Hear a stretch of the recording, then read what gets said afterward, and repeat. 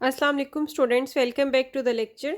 अब जो है हम कनेक्टेड रीजन के बारे में बात करने जा रहे हैं कि कनेक्टेड सेट जो है वो को कैसा सेट होता है जिसको हम कनेक्टेड सेट कहते हैं। कॉम्प्लेक्स एनालिसिस में हम जो है वो डिस्कस कर रहे हैं इसके बारे में, कनेक्टेड सेट के बारे में। A set is set to be connected if a polygon lines joining any two point lie in the set, then the set is called the connected set. ऐसा सेट जिसमें हम कोई भी लाइन जो है वो उसके किसी भी दो पॉइंट्स को जो है ज्वाइन करने के लिए हम उस सेट के अंदर अंदर जो है वो ऐसी लाइन अगर बना सकें तो ऐसे रीजन को जो है वो हम कहेंगे कि ये रीजन जो है ये कनेक्टेड रीजन है। फॉर एग्जांपल यहाँ पर हमने कंसीडर की हैं दो हमने जो है ये कनेक्टेड रीजन लिए हैं, एक ये है और एक ये है। इसके अंदर हम किसी भी दो पॉइंट्स को से मैंने यहाँ पर एक Z1 और Z2 पॉइंट लिया है, तो इसके दो पॉइंट्स को ज्वाइन कर सकते हैं हम। अगर और भी कोई भी इसके दो पॉइंट्स इसके अंदर लें तो उनको हम जो है वो एक लाइन से जो है वो ज्वाइन कर सकते हैं। वो लाइन जो है वो कोई भी पॉलीगोनल लाइन होगी, ज़रूरी नहीं है कि वो स्ट्रेट लाइन हो हमारे पास। इसी तरह ये सेकंड वाला रीजन जो है ये भी कनेक्टेड रीजन है, इसमें भी किसी भी दो पॉइंट्स को हम ज्वाइन करने के ज्वाइन जो है वो कर सकते हैं। लेकिन ये जो थर्ड रीजन है ये हमारे पास कनेक्टेड रीजन नहीं है, क्योंकि इसमें ये जो नॉट आ रही है इसकी वजह से हम ये अगर दो पॉइंट्स लेते हैं तो इन दोनों को हम ज्वाइन नहीं कर सकते। इनको ज्वाइन करने के लिए जो है वो हमें इस रीजन से बाहर जाना पड़ेगा। इस रीजन के अंदर अंदर हम ऐसी कोई लाइन नहीं बना सकते जो इन दोनों पॉइंट्स को जो है वो ज्वाइन कर रही हो। तो इट मीन्स कि ये जो रीजन है ये कनेक्टेड रीजन नहीं है हमारे पास। This is not a connected region. अब नेक्स्ट जो है वो हम डोमेन के बारे में बात करते हैं। डोमेन हमारे पास कॉम्प्लेक्स में क्या है? An open and connected set is called domain. Open का कॉन्सेप्ट हमने पहले जो है वो डिस्कस किया है कि ओपन हमारे पास सेट कैसा सेट होता है? ऐसा सेट जो सारे के सारे जिसमें हमारे पास जो हैं वो बाउंड्री पॉइंट्स इंक्लूड ना हो, कोई एक भी ऐसा बाउंड्री पॉइंट ना हो जो इसके अंदर हो हमारे पास, और सारे के सारे जो हैं वो सेट के अंदर वाले पॉइंट्स हो जिन पे हम जो है वो नेबरहुड कोई भी बनाएं तो उसमें हमारे पास जो है वो उसके इंटीरियर वाले पॉइंट्स जो हैं वो आ रहे हों। उस पर एटलीस्ट एक ऐसी नेबरहुड ज़रूर होती है जो कि पूरी की पूरी जो है वो उस सेट के अंदर ही कंटेन कर रही होती है, और ऐसे सेट को जो है वो हम ओपन सेट कहते हैं, और इसमें हमारे पास जो है वो कोई भी बाउंड्री पॉइंट जो है वो नहीं होता। अब हमने कनेक्टेड का भी देख लिया। कनेक्टेड सेट हमारे पास किस तरह का होता है जिसमें किसी भी दो पॉइंट्स को मिलाने के लिए हमें एक लाइन मिल जाए। तो अब ये थर्ड टर्म हमारे पास जो आ रही है ये आ रही है डोमेन की। डोमेन के लिए दो कंडीशन है, एक तो उसको सेट को ओपन होना चाहिए और सेकेंडली उसको जो है वो कनेक्टेड भी होना चाहिए। और अगर वो ओपन एंड कनेक्टेड दोनों कंडीशन होल्ड कर रही हैं तो फिर ऐसे सेट को हम कहेंगे कि ये हमारे पास है डोमेन। इसकी एग्जांपल ये है हमारे पास। फॉर एग्जांपल जी मोड जो है वो <1 अगर हम ले रहे हैं तो बेसिकली इसमें एक ऐसा सर्कल आ रहा है जिसका जो है वो सेंटर ओरिजिन पे है, और इसका रेडियस हमारे पास जो है वो 1 है, यूनिट सर्कल है, और इसमें जो है वो बाउंड्री इंक्लूड नहीं है, और इस सर्कल के अंदर कोई भी अगर दो पॉइंट्स आते हैं तो उनको हम जो है वो ज्वाइन कर सकते हैं। तो ये जी मोड <1 जो है हमारे पास एक यूनिट सर्कल को रिप्रेजेंट कर रहा है, और < हमने लिया हुआ है तो इसका मतलब है कि बाउंड्री इंक्लूड नहीं है, इसका रेडियस 1 है और सेंटर जो है वो 0 0 है। तो ये सर्कल जो है ये हमारे पास डोमेन की जो है वो एक एग्जाम्पल है। नेक्स्ट रीजन क्या होता है? When a set is connected then it said to be a region if it open और having a single boundary point or all the boundary point. Domain के लिए तो हमने रिस्ट्रिक्ट कर दिया कि ओपन और कनेक्टेड होना चाहिए, लेकिन उसको सिर्फ रीजन होने के लिए क्या कंडीशन चाहिए? एक तो वो कनेक्टेड हो, दूसरा वो चाहे ओपन हो, चाहे उसमें सारे के सारे बाउंड्री पॉइंट्स आ जाएं या कोई एक बाउंड्री पॉइंट भी आ रहा हो, तो वो रीजन तो होगा। तो ये हमारे पास जो है वो रीजन की जो है वो आ गई। अब रीजन की और डोमेन की जो है वो एग्जांपल्स भी हम देख लेते हैं। जैसे अब जो है डोमेन के लिए हमने कहा कि उसको ओपन होना मस्ट है, तो ये जी मोड <1 जो है ये रीजन भी है और डोमेन भी है। और जी मोड < or = 1 ये रीजन तो है लेकिन डोमेन नहीं है, क्योंकि इसमें बाउंड्री जो है वो इंक्लूड होगी। या ये ओपन नहीं रहा, ठीक है।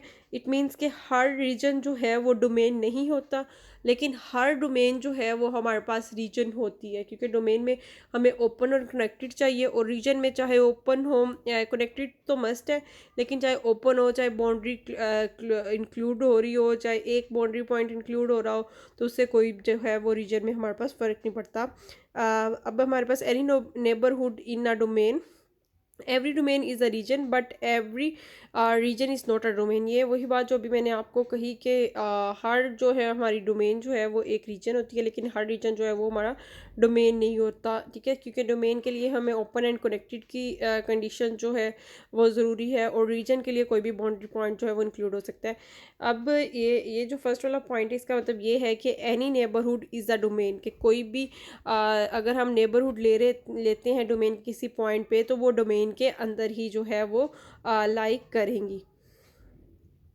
Next, bonded or unbounded. A set S is said to be bonded if every point of S lies inside of some circle, otherwise it is unbounded. अगर हमारे पास उसका जो सारा का सारा पॉइंट्स है वो उसके सर्कल के अंदर ही लाई कर रहे हैं, यहाँ पर R रेडियस है, सेंटर 0 है, तो फिर हम उसको बॉन्डेड कहेंगे, अदरवाइज जो है वो हमारे पास होगा अनबॉन्डेड। अब नेक्स्ट जो है वो लिमिट पॉइंट। लिमिट पॉइंट की डेफिनेशन जो है ये काफ़ी इंपॉर्टेंट डेफिनेशन है। इसमें जो है वो हमारे पास ये है कि कोई भी पॉइंट जी नोड जो है उसको हम क्या कहेंगे कि वो लिमिट पॉइंट है सेट एस का, इफ़ ईच नेबरहुड। ईच का यहाँ पर जो वर्ड है ये बहुत ही इंपॉर्टेंट है, ये आपने जो है इसको रिमाइंड रखना है कि अगर हर उसकी नेबरहुड जो है वो जेड नोड का अगर हम लिमिट पॉइंट ले रहे हैं, तो contain at least one point of S other than Z node. मतलब हमारे पास जो भी अगर ये एक हमारे पास पॉइंट है, इसको हमने कह दिया कि ये जेड नोट है, तो इस पे हम जितनी भी नेबरहुड्स बना लें, वो सारी की सारी जो नेबरहुड्स हैं इस जेड नोट के अलावा भी कोई ना कोई और पॉइंट एस का एटलीस्ट वन पॉइंट जो है वो इस जेड नोट के अलावा भी हर नेबरहुड जो है वो कंटेन कर रही होगी, तो फिर हम कहेंगे कि जेड नोट वाला जो पॉइंट है ये लिमिट पॉइंट है। और ऐसा सेट जिसमें सारे के सारे लिमिट पॉइंट कंटेन कर रहे होते हैं, उसको हम उस सेट को कहते हैं कि ये सेट हमारा जो है वो क्लोज सेट है, ठीक है। अब z not is not a limit point of a set S whenever there exist some deleted neighbourhood of z not that does not contain at least one point of S. अब हमारे पास जो है वो कौन सा ऐसा केस होगा कि जब हमारे पास जेड नोट जो है वो लिमिट पॉइंट नहीं होगा, मतलब अगर हमारे पास डिलीटेड नेबरहुड जेड नोट की मिल जाए, इसमें जेड नोट ही कंटेन ना कर रहा हो, और उसके अलावा भी जो है वो एटलीस्ट वन पॉइंट जो है वो इसका कंटेन ना कर रहा हो, तो फिर हम कहेंगे कि वो जेड नोट वाला जो पॉइंट है वो हमारा जो है वो लिमिट पॉइंट नहीं है। अब यहाँ पर हमने जो है वो एक एग्जांपल कंसीडर कर लिया 1/n, यहाँ पर n belongs to natural number है, और इसकी जो है वो हमें जो है वो लिमिट पॉइंट फाइंड करना है। तो इसका जो सिर्फ एक ही लिमिट पॉइंट होगा और वो होगा 0, क्योंकि जैसे जैसे हम n की वैल्यू जो है वो लार्ज करते जाते हैं, तो ये हमारे पास जो है 1/n जो है ये अप्रोच करने लग जाता है 0 को।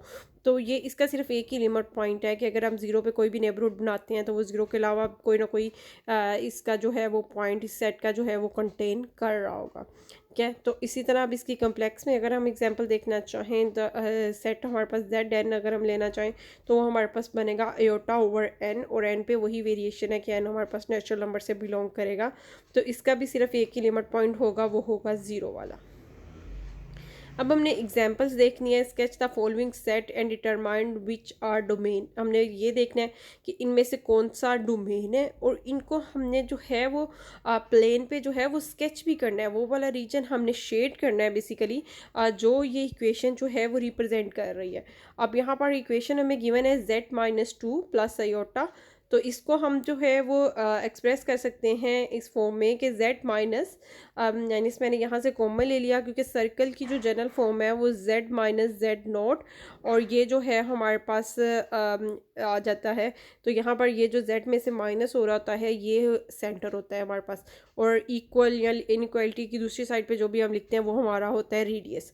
तो यहाँ रेडियस तो हमें 1 गिवन है और z नॉट की वैल्यू हमें फाइंड करनी है, तो इसलिए z में से माइनस कर देते हैं, माइनस कॉमन हमने यहाँ पे ले लिया, तो ये 2 माइनस आयोटा हमारे पास आ गया, मतलब इसका जो सेंटर है वो हमारे पास आ रहा है 2 माइनस आयोटा, और यहाँ पर जो रेडियस है वो हमारा आ रहा है 1। तो it is the set of points on the circle and inside the circle जिसका हमने सेंटर जो है वो क्या लिया हुआ है, जिसका एक्स कोऑर्डिनेट 2 है और वाई कोऑर्डिनेट मतलब इसका ये 2 माइनस आयोटा हमारे पास आ रहा है ना, तो 2 माइनस आयोटा को हमने जो है वो अगर ऑर्डर पेयर की फॉर्म में लिखना चाहे, मींस इसका रियल पार्ट जो है वो हमारे पास 2 आ रहा है और इसका इमेजिनरी पार्ट हमारे पास आ रहा है -1। तो ये हमारे पास इसका जो है वो सेंटर बन गया। अब ये जो एक्स पॉजिटिव है और वाई जो है वो नेगेटिव है, तो ये पॉइंट जो है वो फोर्थ क्वाड्रेंट में हमारा जो है वो लाई करेगा। तो ये फोर्थ क्वाड्रेंट में मैंने पॉइंट जो है वो बना लिया 2-1 वाला। अब इसका रेडियस कितना है, रेडियस हमने लेना है 1, तो 1 रेडियस का मैंने एक सर्कल जो है वो ड्रा कर लिया। अब ये जो हमें रिप्रेजेंट कर रहा है कि लेस और equal to 1, it means boundary भी हमारे पास इंक्लूड है और जो सारा सर्कल के अंदर वाला पार्ट आ रहा है वो सारे का सारा शेड होगा। तो इसलिए जो है ये सारे का सारा रीजन जिसका हमने रेडियस 1 ले लिया और सेंटर इसका जो है वो 2 और -1 पे ले लिया, तो इसको जो है वो मैंने फोर्थ क्वाड्रेंट में इसका सेंटर है, इसको जो है मैंने शेड कर लिया। ये सारा का सारा इसका इंटरनल रीजन और बाउंड्री जो है वो इंक्लूड है, जो कि इस को जो है वो रिप्रेजेंट कर रही है। अब हमने ये देख तो लिया, इसको हमने जो है वो स्केच तो कर लिया। अब नेक्स्ट हमारा काम ये है कि हमने इसको चेक करना है कि ये हमारे पास जो है वो डोमेन है या नहीं है। तो डोमेन के लिए हमारे पास दो कंडीशंस थी, एक तो ओपन होना चाहिए, दूसरा कनेक्टेड होना चाहिए। ये कनेक्टेड रीजन तो है वो तो हमने नज़र आ रहा है कि ये सर्कल जो है ये कनेक्टेड तो है, इसके अंदर किसी भी दो पॉइंट्स को हम ज्वाइन कर सकते हैं, लेकिन ये ओपन नहीं है क्योंकि इसमें बाउंड्री पॉइंट इंक्लूड है। ये लेस इक्वल अगर ना होता तो फिर ये हमारे पास ओपन हो जाना था, इसमें बाउंड्री इंक्लूड नहीं होनी थी, लेकिन इसमें बाउंड्री इंक्लूड है।